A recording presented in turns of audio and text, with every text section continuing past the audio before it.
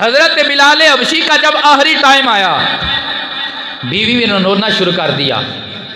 جب بیوی نے رونا شروع کیا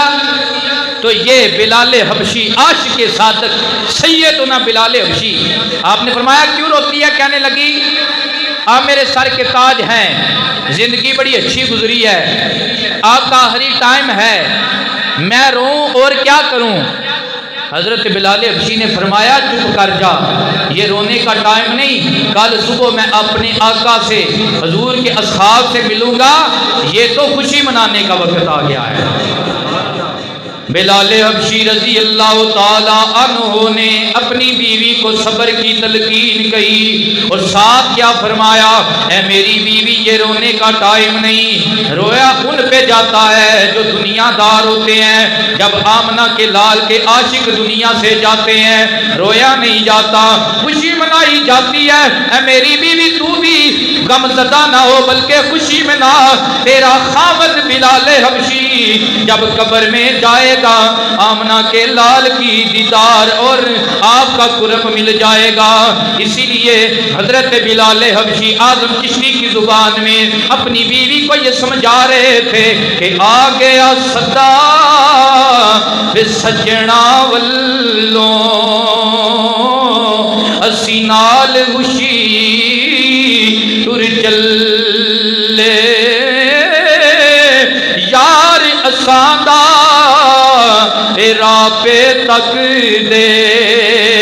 ساڑی قسمت بلے بلے، آ گئی رات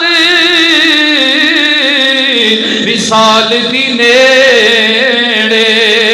ساڑے ہو گئے بخت سولے، وہ آزم سجنا نو کی ہویا اے روڑ کیڑی گلے۔ اللہ والے جو ہوتے ہیں یہ موت کے انتظار میں رہتے ہیں، دنیا دار ہر وقت موت سے ڈرتا ہے، مجھے موت آنی ہے مجھے موت آنی ہے، لیکن جو حضور کے عاشق ہوتے ہیں وہ موت سے ڈرتے نہیں ہیں بلکہ دعائیں کرتے ہیں، مولا کب موت سبب بنے گی، قبر میں جائیں گے آمنہ کا لال کا دیدار پائیں گے۔ اسی لیے کسی عاشق نے کہا تھا آوے ماہی یہ تینوں اللہ لے آوے ہن مدتا ہو یا کڑیاں۔ یہ انتظار میں ساری زندگی حضور کے انتظار میں رہتے ہیں، تو یہ قبر ان کے لیے حضور کے ملاپ کی جگہ ہے، تو یہ التجائیں کرتے رہتے ہیں آوے ماہی تینوں اللہ لے آوے ہن مدتا ہو یا کڑیاں، یاد تیری وچ روڑ اکھیاں اے جویں باساون دیاں کڑیاں، اے یاد تیری وچ اینا رونا سکھیا جد واقف ہجر دیاں بڑیاں، یار فریدہ پتہ ادوں لگ سی اے جدوں کھل سن کفن دیاں تڑیاں۔ تو پتہ چلا اللہ والے